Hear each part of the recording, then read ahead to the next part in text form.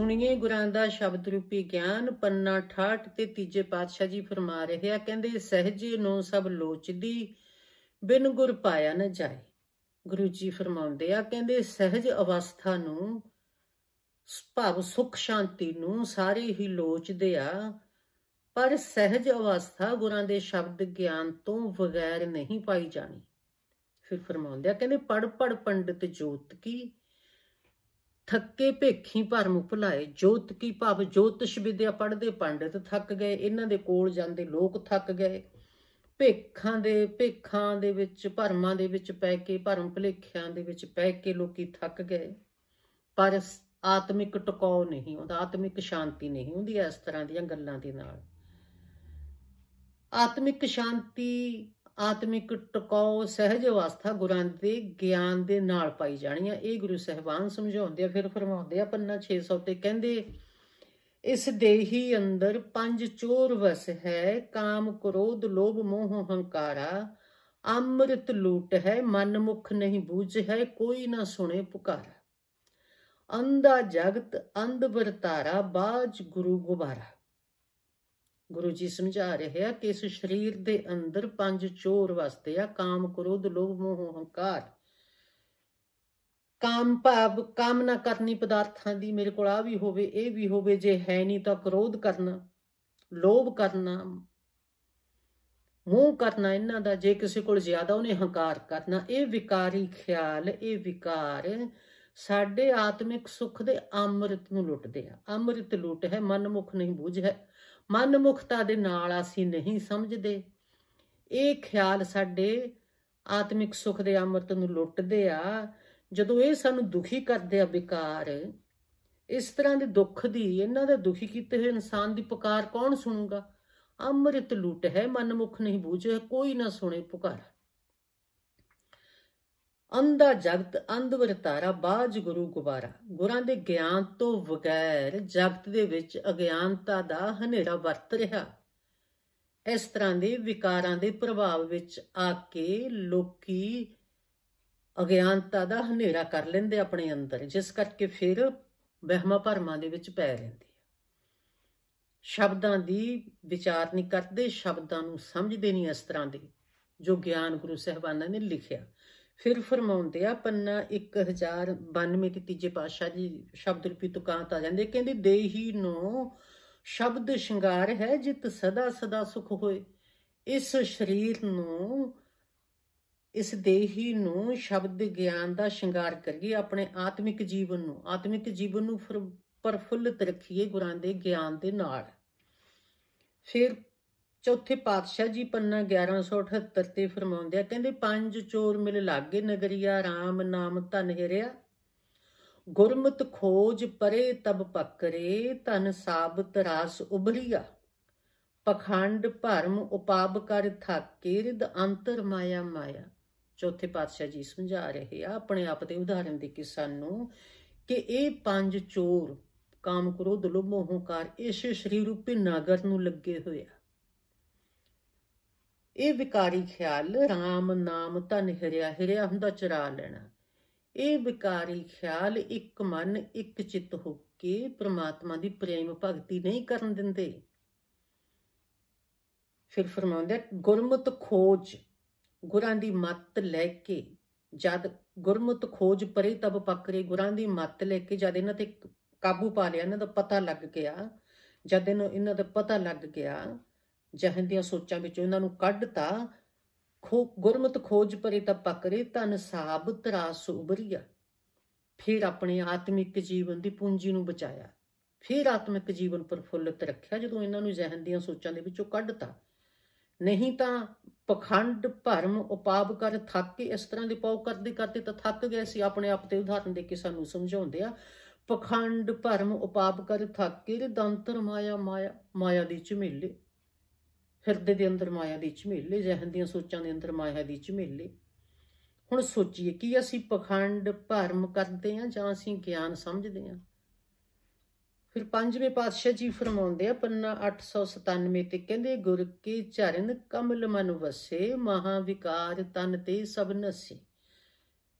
गुर के चरण गुरां दे उपदेश ਗੁਰਾਂ ਦਾ ਗਿਆਨ ਜਦੋਂ ਮਨ ਵਿੱਚ ਵਸਿਆ, ਆਪਣੇ ਆਪ ਦੇ ਉਦਾਹਰਨ ਦੇ ਕੇ ਸਾਨੂੰ ਸਮਝਾਉਂਦੇ ਆ, ਗੁਰ ਕੇ ਚਰਨ ਕਮਲ ਮਨ ਵਸੇ। ਜਦੋਂ ਮਨ ਦੇ ਅੰਦਰ ਗੁਰਾਂ ਦਾ ਗਿਆਨ ਵਸ ਗਿਆ, ਫਿਰ ਮਹਾ ਵਿਕਾਰ, ਇਹ ਵਿਕਾਰ ਪੰਜ, ਇਹ ਵਿਕਾਰ ਫਿਰ ਸਰੀਰ ਦੇ ਅੰਦਰੋਂ ਦੌੜ ਗਏ, ਤਨ ਤੇ ਸਭ ਨਸੇ। ਫਿਰ ਫਰਮਾਉਂਦੇ ਆ ਪੰਨਾ 900 ਤੇ, ਕਹਿੰਦੇ ਚਰਨ ਕਮਲ ਵਸੇ ਮੇਰੇ ਮਨ ਕੇ, ਕਾਰਜ ਸਵਾਰੇ ਸਗਲੇ ਤਨ ਕੇ। ਸਗਲੇ ਹੁੰਦਾ ਸਾਰਾ, ਸਾਰੇ ਤਨ ਸਰੀਰ।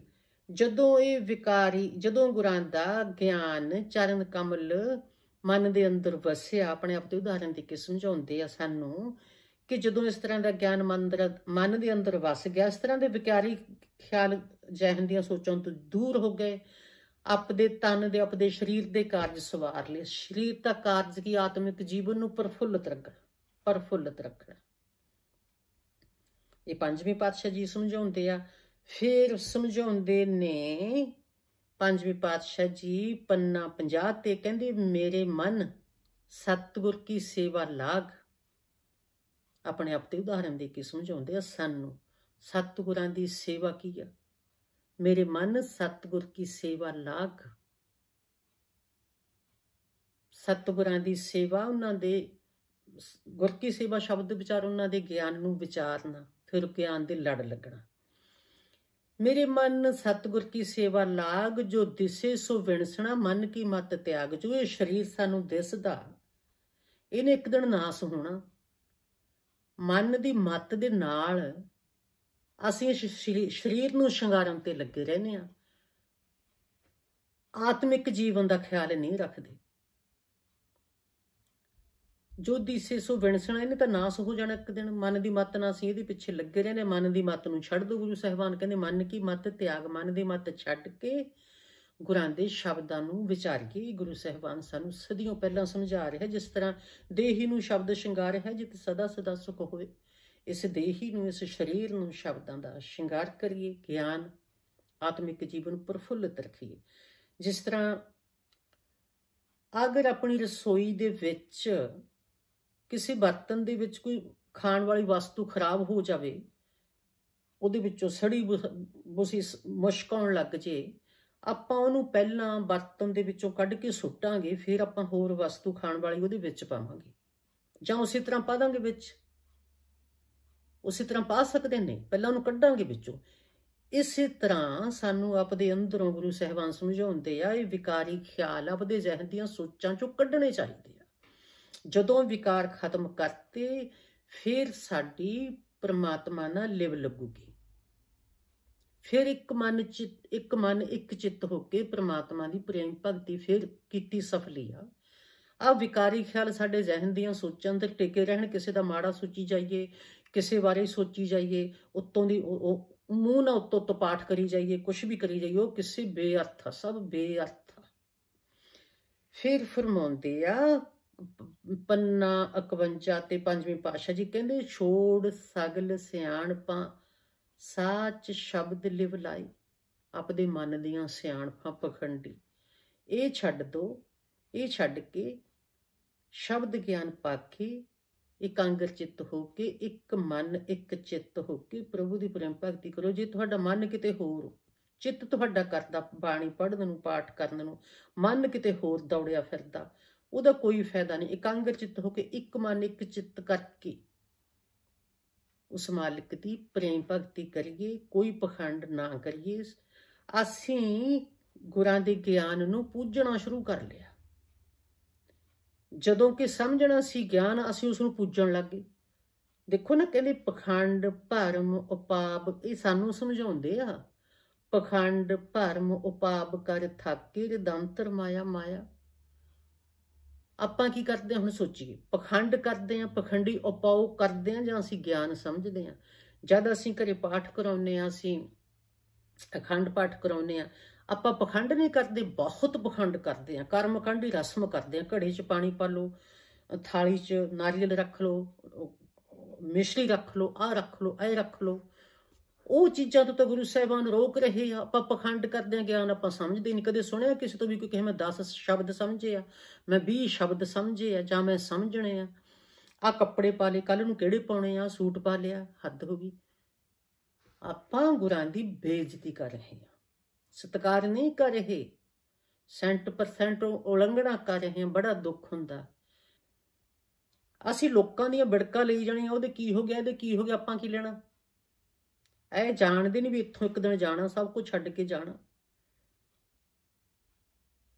ਮੇਰੇ ਮਨ ਸਤਿਗੁਰ ਕੀ ਸੇਵਾ ਲਾਗ, ਜੋ ਦੀਸੇ ਸੋ ਵਿਣਸਣਾ, ਮਨ ਕੀ ਮਤ ਤਿਆਗ। ਮਨ ਦੀ ਮਤ ਨੂੰ ਛੱਡ ਦੇ। ਕਿਸੇ ਦੇ ਵਿਆਹ ਸ਼ਾਦੀ ਜਾਓ, ਕਿਸੇ ਦੇ ਅਖੰਡ ਪਾਠ ਤੇ ਜਾਓ, ਇੱਕ ਦੂਸਰੇ ਦੇ ਸੂਟ ਹੀ ਦੇਖੀ ਜਾਂਦੇ, ਉਹਦੇ ਕਿਹੜਾ ਪਾਇਆ, ਅੱਗੇ ਵੀ ਉਹਦੇ ਇਹੀ ਪਾਇਆ ਹੋਇਆ ਸੀ। ਮੈਂ ਬਹੁਤ ਵਾਰੀ ਦੇਖਿਆ ਲੇਡੀਜ਼ ਐਂ ਕਰਦੀਆਂ। ਇਹ ਕਿਸੇ ਤੋਂ ਨਹੀਂ ਸੁਣਿਆ ਵੀ ਕਿਹੜੇ ਗੁਰੂ ਦੀ ਬਾਣੀ ਚੱਲ ਰਹੀ ਹੈ, ਕੀ ਕਹਿ ਰਹੀ ਹੈ, ਕੀ ਸ਼ਬਦ ਆ। ਨਹੀਂ, ਕਦੇ ਨਹੀਂ ਸੁਣਿਆ ਹੈਗਾ। ਰੱਜ ਰੱਜ ਕੇ ਅਪਮਾਨ ਕਰਦੇ ਗੁਰੂ ਸਾਹਿਬਾਨਾਂ ਦਾ, ਪਰ ਰੱਜ ਰੱਜ ਕੇ। ਮੇਰੇ ਮਨ ਸਤਿਗੁਰ ਕੀ ਸੇਵਾ ਲਾਗ, ਜੋ ਦਿਸੇ ਸੋ ਵਿਣਸਣਾ, ਮਨ ਕੀ ਮਤ ਤਿਆਗ। ਧੰਨ ਧੰਨ ਪੰਜਵੀਂ ਪਾਤਸ਼ਾਹ ਸ਼੍ਰੀ ਗੁਰੂ ਅਰਜਨ ਦੇਵ ਜੀ, ਤੁਹਾਡੀ ਉੱਚੀ ਸੋਚ ਦੇ ਸਦਕੇ ਜਾਏ।